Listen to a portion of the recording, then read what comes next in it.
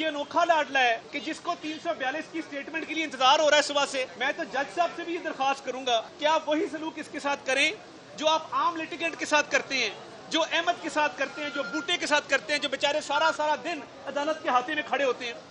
یہ special treatment کیوں ہے کہ 342 کی سٹیٹمنٹ پہ ویٹ ہو رہا ہے؟ ملزم اسلام آباد میں موجود ہے, ملزم چل پھر سکتا ہے, ملزم صحت مند ہے, ملزم دوسری عدالتوں میں جا رہا ہے ریلیف لینے, مگر توشہ خانہ میں جواب دینے نہیں آ رہا. تو یہ کوئی طریقہ نہیں ہے, یہ قابل قبول ہی نہیں ہے. آپ کے تاخیری حربے مزید نہیں چلیں گے, آپ کو جواب دینا ہے, حساب دینا ہے. آپ کبھی اسٹے آرڈر لیتے ہیں, کبھی جج پہ عدم اعتماد کرتے ہیں, کبھی جورسڈکشن کو, دائرہ اختیار کو چیلنج کرتے ہیں, کبھی اسلام آباد ہائی کورٹ, کبھی سپریم کورٹ, کبھی دوبارہ اسلام آباد ہائی کورٹ. آج آپ اسلام آباد میں موجود ہیں نیازی صاحب, آپ اتنے بزدل ہیں, اتنے ڈرپوک ہیں کہ آپ اس کورٹ میں آنے سے قاصر ہیں, کیونکہ توشہ خانہ کا جواب دینا ہوگا, سٹیٹمنٹ ریکارڈ کرانی ہوگی, بتانا ہوگا کہ آپ توشہ خانہ میں کیوں چوری کی, کیوں ڈکلیئر نہیں کیے, کیوں جو پیسے تھے وہ آپ کھا گئے اور اکاؤنٹ میں جمع نہیں کرائے. آج سپریم کورٹ میں جانے کا تو کوئی نہیں تھا, نہ کوئی جواز تھا, کیونکہ یہ معاملات آلریڈی اسلام آباد ہائی کورٹ میں زیر سماعت ہیں, پینڈنگ ہیں. تو اسلام آباد ہائی کورٹ نے ہی ان معاملات کو ٹیک اپ کرنا تھا. تو میں سمجھتا ہوں کہ ایک درست فیصلہ کیا سپریم کورٹ کے 2 رکنی بینچ نے کہ یہ معاملہ ریفر کیا اسلام آباد ہائی کورٹ کو, اور تمام پینڈنگ اپلیکیشن ڈیسائیڈ کرنے کے حوالے سے احکامات جاری کیے. کیونکہ جب ٹرائل اپنے حتمی مراحل میں داخل ہو چکا ہو, اس کو رکوانا, اس میں خلل ڈالنا, میں سمجھتا ہوں کہ ایک جوڈیشل پروسیس کو روکنے, انصاف کی راہ میں رکاوٹیں حائل کرنے کے برابر ہے.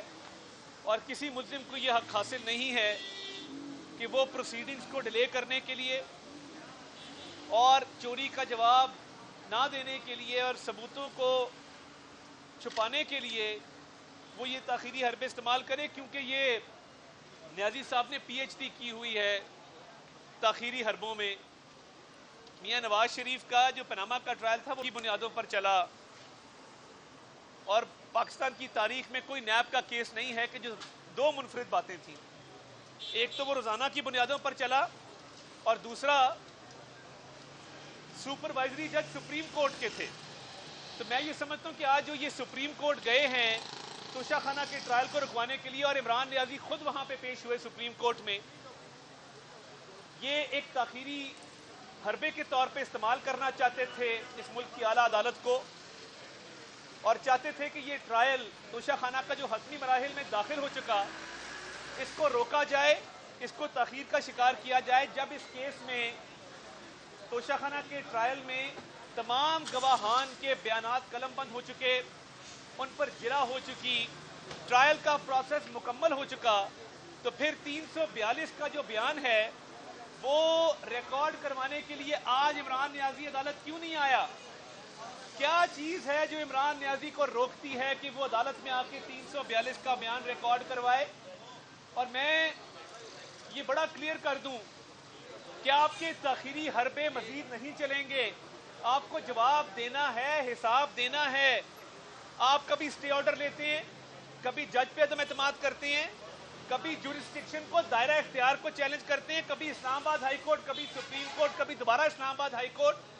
آج آپ اسلام آباد میں موجود ہیں نیازی صاحب, آپ اتنے بزدل ہیں, اتنے ڈرپوک ہیں کہ آپ اس کورٹ میں آنے سے قاصر ہیں, کیونکہ توشہ خانہ کا جواب دینا ہوگا, سٹیٹمنٹ ریکارڈ کرانی ہوگی, بتانا ہوگا کہ آپ توشہ خانہ میں کیوں چوری کی, کیوں ڈکلیئر نہیں کیے, کیوں جو پیسے تھے وہ آپ کھا گئے اور اکاؤنٹ میں جمع نہیں کرائے. اب مسئلہ یہ ہے کہ آپ آج احتساب کورٹ میں گئے, آپ نے 190 ملین پاؤنڈ کے کیس میں بیل لی, آپ نے نیب کے توشہ خانہ کے کیس میں بیل لی, آپ سپریم کورٹ میں بھی خود گئے اس کیس کو رکوانے کے لیے. تو آپ ادھر کیوں نہیں آ رہے؟ آپ کا انتظار ہو رہا ہے عمران نیازی. اگر اتنی سی بھی بہادری ہے یا اتنا سا بھی شرم ہے تو اس کورٹ میں آ کے کھڑے ہوں, آ کے بتائیں کہ چوری کی ہے کہ نہیں کی. یہ کوئی طریقہ نہیں ہے کہ ٹرائل حتمی مراحل میں داخل ہو جائے اور ایک بزدل جو ہے وہ اپنی کالی شیٹوں کا ایک حصار اس کے اندر بیٹھ کے کہے میں نے عدالت نہیں جانا. یہ ڈر ہے, یہ خوف ہے, اور یہ اس چوری کو چھپانے کی ایک مذموم کوشش ہے جس میں یہ رنگے ہاتھوں پکڑے گئے ہیں. توشہ خانہ کا کیس ثابت ہو چکا ہے. ملک کی تاریخ میں کوئی حکمران نہیں آیا جس نے توشہ خانہ کے تحائف اپنی اہلیہ کے ساتھ مل کے بلیک مارکیٹ میں بیچے ہوں, اور بلیک مارکیٹ میں بیچنے کے بعد ان کی رقم کھا گیا ہو, اور اس کا وکیل الیکشن کمیشن کو کہے کہ میں نے یہ بیچے تو ہیں اور رقم اکاؤنٹ میں جمع کرائی ہے, مگر وہ رقم مطابقت نہ رکھتی ہو اس رقم کے ساتھ جو آپ نے بیچ کے حاصل کی تھی, وہ رقم کم ہو. تو یہ تو ٹرائل اب اپنے حتمی مراحل میں جب داخل ہو چکا ہے تو نیازی صاحب کو ڈر اور خوف کے علاوہ کوئی ایسی چیز نہیں روک رہی یہاں پیش ہونے سے. ڈر ہے اور خوف ہے کہ یہاں پیش نہیں ہونا, 342 کی سٹیٹمنٹ ریکارڈ نہیں کروانی, اس ٹرائل کو تاخیر کا شکار کرنا ہے, اس ٹرائل کو روکنا ہے, توشہ خانہ کا جواب نہیں دینا. تو باقی عدالتوں میں تو آپ بھاگ بھاگ کے گئے ہیں. ادھر کچھ خوف ہمارا بھی ہے, اس دن ہم اپنے وکلا ساتھیوں کے ساتھ موجود تھے پرامن طریقے سے ٹرائل دیکھنے کے لیے. انہوں نے توشہ خانہ کا جواب نہیں دیا, تارڑ اور وکلا ساتھی اس کو ضرور نظر آئے اور کہا ہم حملہ کرنے آئے ہیں, ہم تو پرامن لوگ ہیں, کبھی حملہ نہیں کیا, ہم کبھی پی ٹی وی پہ حملہ نہیں کیا, کبھی لوگوں کو نہیں کہا کہ کیل, ڈنڈے, سوٹے, گلیلیں اور پیٹرول بم لے کے آؤ.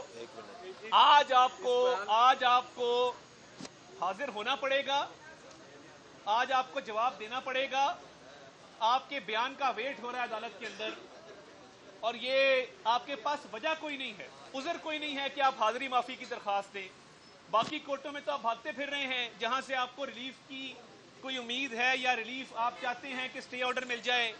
تو ادھر آنے میں کیا پرابلم ہے, ادھر آنے میں کیا آپ کو امر مانے ہیں؟ تو اس لیے اس چوری کو چھپانے کے لیے جو آپ آخری کوششیں کر رہے ہیں یہ ناکام ہوں گی, اور 342 کا آپ کا جو ملزم کا بیان ہوتا ہے, گواہوں کے بیانات قلم بند ہونے کے بعد, جرا کے بعد, وہ ریکارڈ کروانا ہوگا. مزید گنجائش نہیں ہے راہ فرار کی. تو یہ پاکستان کی تاریخ کا سب سے بزدل سیاستدان آج G11 آنے سے ڈر گیا ہے اور بھاگ گیا ہے, اور 342 کا بیان ریکارڈ کرانے سے قاصر ہے.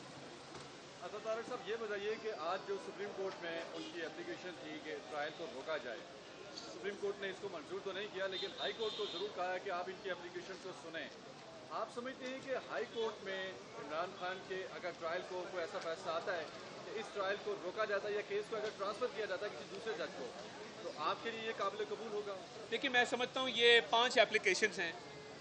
انہوں نے دائرہ اختیار کو چیلنج کیا, مینٹینیبلٹی کو چیلنج کیا, جج پر عدم اعتماد کیا, ٹرانسفر اپلیکیشن ڈالی. دیکھیے کچھ اپلیکیشن ڈیسائیڈ ہو چکی, مینٹینیبلٹی والا کیس ریمانڈ بیک ہوا. دیکھیے قانون بڑا کلیئر ہے, مینٹینیبلٹی پہ اسلام آباد ہائی کورٹ فیصلہ محفوظ کرتی ہے, کیس ریمانڈ بیک کرتی ہے ٹرائل کورٹ کو, ٹرائل کورٹ کہتی ہے کہ مینٹینیبل ہے, اب آپ سپریم کورٹ چلے جاتے ہیں, وہ کیس سپریم کورٹ نے واپس اسلام آباد ہائی کورٹ بھیجا. اب مجھے صرف یہ بات سمجھا دیں کہ معاملہ توشہ خانہ کی چوری کا ہے, آپ تاخیری حربوں کے پیچھے کیوں چھپ رہے ہیں؟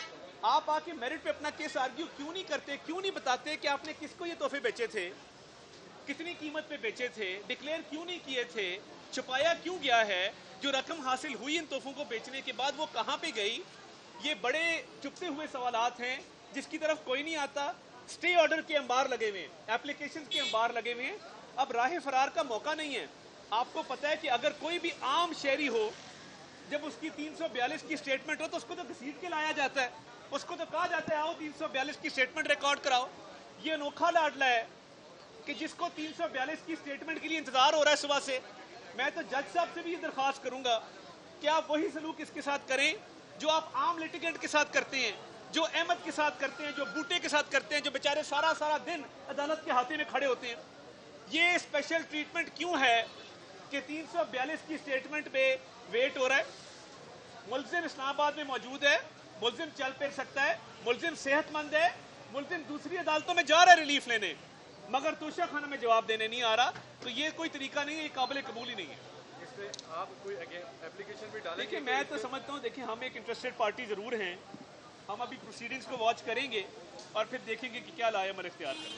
خانہ کیس میں اگر عمران خان کو سزا ہوتی ہے تو یہ بھی کہا جا رہا ہے کہ یہ ایک سیاسی کیس ہے. خواجہ حارث نے جو نواز شریف کے کیس کے وقت وکیل تھے, उन्होंने तोशाखाना के गवाहान को ताबीर किया है कि ये दरअसल वाजिद ज़िया ही हैं नवाज शरीफ के केस के। आप इस पे क्या तबसरा करें? नवाज शरीफ को बेटे से तनख्वाह ना लेने पे निकाला गया था और पनामा में रोजाना की बुनियादों पे केस चलाया गया, साबित कुछ नहीं हुआ था। इस केस में क्लियर एविडेंस आ चुकी है। तहाइफ गए हैं, तहाइफ बिके हैं, ब्लैक मार्केट में गए हैं, जाली रसीदें बनी हैं, अकाउंट में कम पैसे जमा कराए गए हैं, दस्तावेजी सबूत मौजूद है। वाजिद ज़िया और वकास मलिक में बड़ा फ़र्क है और मैं ये समझता हूँ कि वो नाइंसाफ़ी पर मबनी केस था और मियाँ साहब ने एक दिन स्टे ऑर्डर नहीं लिया। आपको याद होगा पनामा जब शुरू हुआ तो उन्होंने कहा कि मैं जुरिस्डिक्शन मानता हूँ सुप्रीम कोर्ट की, करें मेरी छानबीन, और आज वो सुरखरू हुए हैं। तो ये दोनों बड़े फ़र्क केस हैं। ख्वाजा साहब को चाहिए कि इकामे पे और चोरी पे ज़रा फ़र्क जो है वो फ़र्क जान कर दियो। मेहरबानी।